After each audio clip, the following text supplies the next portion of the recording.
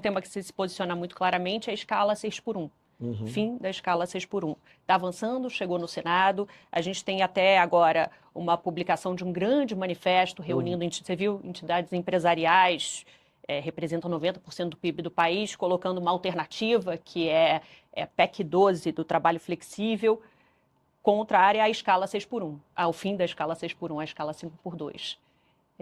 Como é que é a sua posição? Eu já vi que você se posicionou contrário a isso. Minha posição é que o governo fez foi vagabundagem. A palavra é vagabundagem.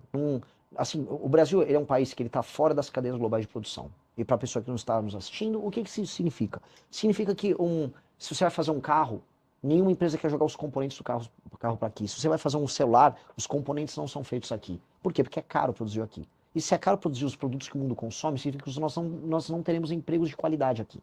Então, o Brasil devia estar focando, que eu vou focar no meu governo, em fazer reformas que aumentem a competitividade. O Lula não liga para isso. A lógica do Lula, você pode pegar um mapa eleitoral do PT, é obter votos onde as pessoas não trabalham. E é verdade.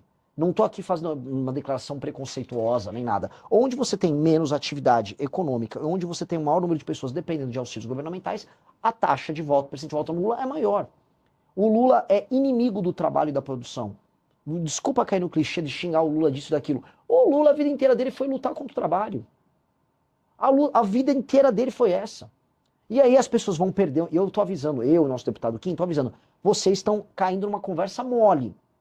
O brasileiro tá passando por um arroxo, ou seja, nós passamos agora, tá aumentando os juros, tá aumentando a inflação ao mesmo tempo. O dinheiro vai ficar mais caro, os produtos estão ficando mais caros, os serviços estão ficando mais caros, e o governo tá falando, e você vai trabalhar menos. Ora, se a nossa produtividade não aumenta, portanto, a quantidade de dinheiro que o brasileiro gera por hora de trabalho não aumenta, como é que ele faz para pagar essa conta? Ele tem que trabalhar mais. É por isso que, tá todo mundo, o cara tem às vezes um emprego 5 por 2 na semana e fim de semana faz Uber. A mulher dele, que às vezes cuidava dos filhos, tá tendo que fazer pudim, tá tendo que fazer bolo para vender, tá todo mundo tendo que ralar para poder manter algum estilo de vida. A classe média tá sendo destruída. E a resposta do governo é, não, fica tranquilo, você vai trabalhar menos e vai ganhar mais. É mentira.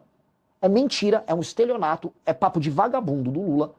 E assim, qual foi a resposta da direita? Porque tem a direita, vai aquele Nicolas Ferreira, aquele patife Flávio Bolsonaro, volta com o governo. Volta com o governo. Que coisa imunda. Não tem coragem de se posicionar porque tem medo de perder voto.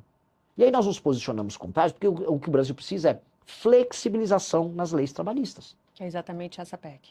Ela gera alguma flexibilização, porque ela faz com que você pague por hora, mas aceitando que houve uma diminuição de jornada de 44 para 40 horas.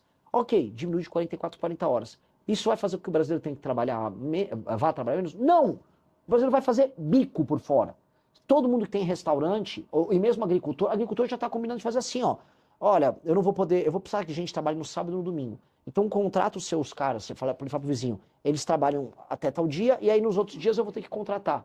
Só que para quem eles vão jogar o custo dessa ineficiência? É no preço da comida, vai jogar para o consumidor, vai diminuir as margens, já está todo mundo atolado, o agro está com um surto de recuperação judicial agora. É isso que o governo propõe? Enquanto ele aumenta os custos de quem trabalha e produz, os juros estão aumentando, porque o governo não para de gastar mal, a inflação está subindo, a gente está indo para uma crise gigantesca. O Brasil, não entrou num colapso econômico lá naquela crise do governo Dilma, você lembra? 2014, 15, 16? Porque surgiu a uberização. Porque foi na mesma época que chegaram os aplicativos no Brasil, e aí todo mundo que perdeu o emprego pôde virar entregador ou pôde virar motorista de Uber. E aí milhões, porque pensa assim, são milhões de motoristas, milhões de entregadores. E o núcleo familiar dessas pessoas? Quantas dezenas de milhões de pessoas não foram salvas da pobreza extrema nos grandes centros urbanos por conta da chegada da tecnologia? Hoje, eles estão tentando, vamos dizer, sabotar até essa atividade. E hoje, como eles evitam que o Brasil consiga gerar empregos de qualidade, eles estão jogando todo mundo numa mega informalidade. Não vai dar para ter todo mundo fazendo Uber agora. Não vai dar para todo mundo virar entregador. Ou seja, eles estão ferrando a vida dos mais pobres. E eles são irresponsáveis. Então, a nossa opinião é bem clara. Nós temos que flexibilizar as leis trabalhistas. E é flexibilização pagando por hora, gerando concorrência nos sindicatos. Porque o que vai acontecer? Se você tem um sindicato A, B ou C de entregadores, e aí um sindicato ele tem uma estratégia mais eficiente para representar um conjunto de entregadores, ele pode fazer as negociações patronais. Estados Unidos tem isso, várias nações têm isso. Aqui não, você tem que ter um sindicato que tem uma federação lá, uma dessas confederações sindicais, que controla ele. Ela faz os negócios que ela faz com as grandes empresas dele, porque todo mundo sabe, elege os deputados que ela precisa eleger, especialmente pelo PT, e não liga para o resultado do sindicalismo dela. Veja só, eu não sou contra sindicatos, eu estou falando aqui, tem que ter mais sindicatos concorrendo entre si, e paralelamente o trabalhador faz o contrato dele do jeito que ele quer fazer. E flexibiliza. As experiências internacionais vão todas na linha de quem flexibiliza, gera mais emprego e gera mais renda. Então, é o que nós temos que fazer. Se avançar, e é o que parece, a votação da redução da escala 6x1, você, se eleito, trilharia algum caminho para tentar derrubar? Eu faria diferente. Já que eles destruíram a CLT com isso, eu vou propor um novo regime de contratação paralelo. Porque, olha só, já existe. Vamos ser bem sinceros. Todo mundo está nos assistindo aqui, deve ter pessoas que são comerciários, gente que trabalha com serviço. Saiu nos últimos 15 anos de 700 mil para 17 milhões o número de pessoas que são PJ. O que é o PJ, além de um regime alternativo de contratação? Sim. Porque as pessoas não é um querem. grande empresário.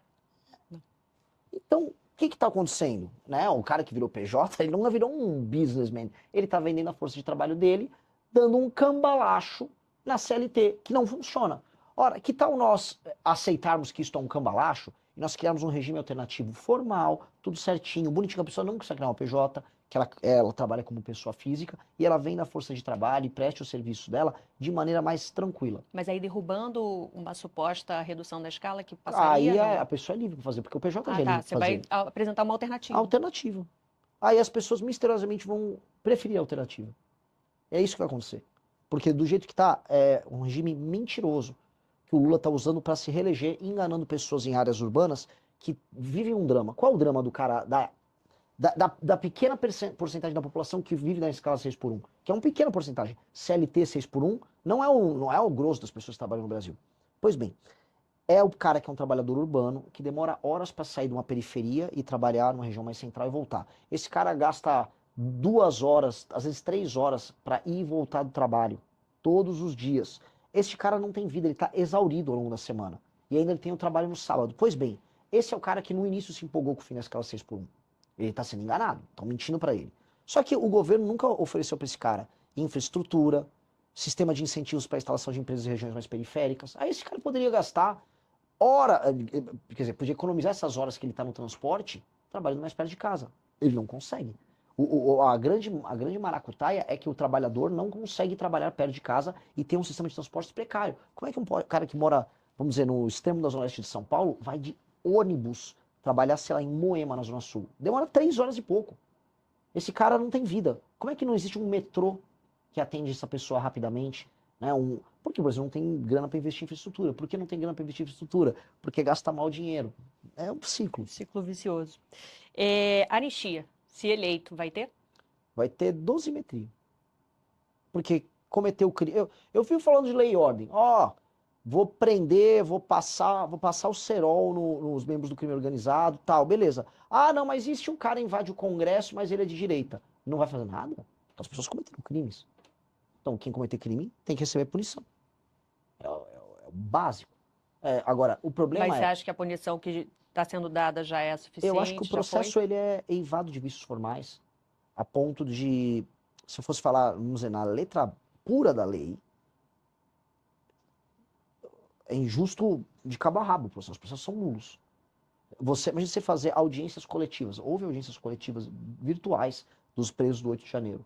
Audiências coletivas, isso é coisa de regime de exceção. Você faz, a pessoa não tem o inquérito dela individualizado. Não, o Xandão mandou assim, junta todos os advogados aí e vamos fazer um inquérito coletivo. Isso é insanidade. E ele fez. Então, é eivado de nulidades. Ao mesmo tempo, como foi politizado o caso em todos os termos, aquelas pessoas também precisam de uma punição. Então, o Congresso atuar no meio é reconhecer que o sistema de justiça brasileiro fracassou completamente e você vai ter que ter uma resposta política para isso. Por isso que a dosimetria é uma resposta política. Há uma punição, mas não do tamanho que ela está, para todos os envolvidos. Para o presidente Bolsonaro, ex-presidente? Dosimetria também. Ele também, eu não sou tonto, eu li o processo dele. O Bolsonaro fez o que fez, e não é sobre o dia 8 de janeiro. Jogar o dia 8 de janeiro no colo do Bolsonaro é uma narrativa que o STF quer para dizer que o STF derrotou os inimigos da democracia do 8 de janeiro. 8 de janeiro é o menor dos problemas para o Bolsonaro. O problema do Bolsonaro foi o que ele fez antes.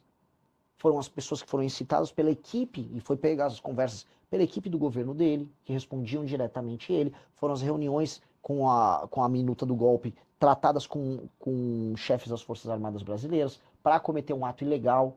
Foi a organização de uma militância virtual para levar as pessoas a fazer todas aqueles acampamentos. Ou seja, havia uma cadeia de comando, e não é que aqueles foram atos preparatórios. Já estava em execução o plano. E o Bolsonaro participou dessa execução do plano. Esse é o problema dele. Ele participou. Ele não brecou nenhuma das pessoas, ele se reuniu, ele falou o que falou com o Freire Gomes, com os generais. Então, ele precisa de alguma punição.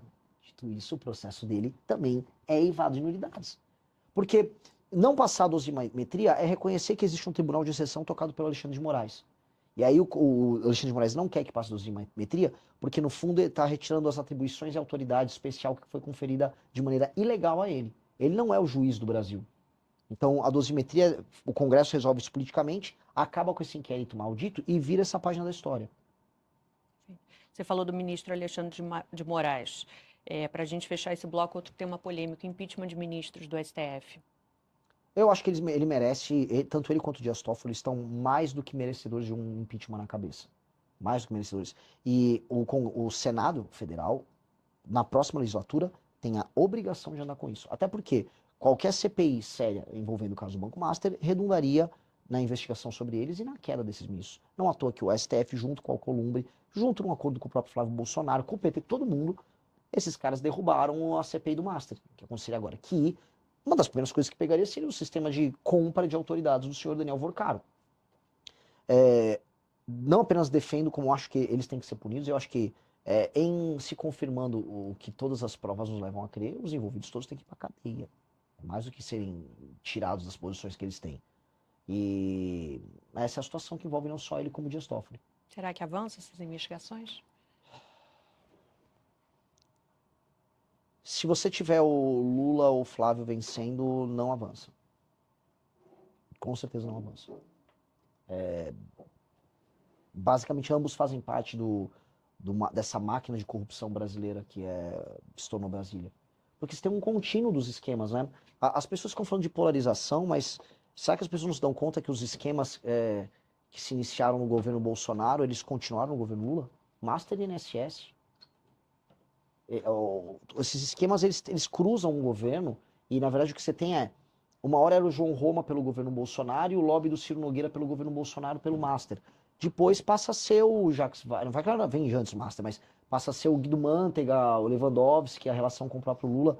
Essas coisas vão flutuando. E se pensar, o Master ele começou com o Jacques Wagner e com o Rui Costa na Bahia em 2018, no Credit Sexta, que é o início do escândalo. Então, esses escândalos, eles envolvem todo mundo ali. E ninguém tem interesse em mexer. Judiciário, liderança do Centrão, petismo, bolsonarismo.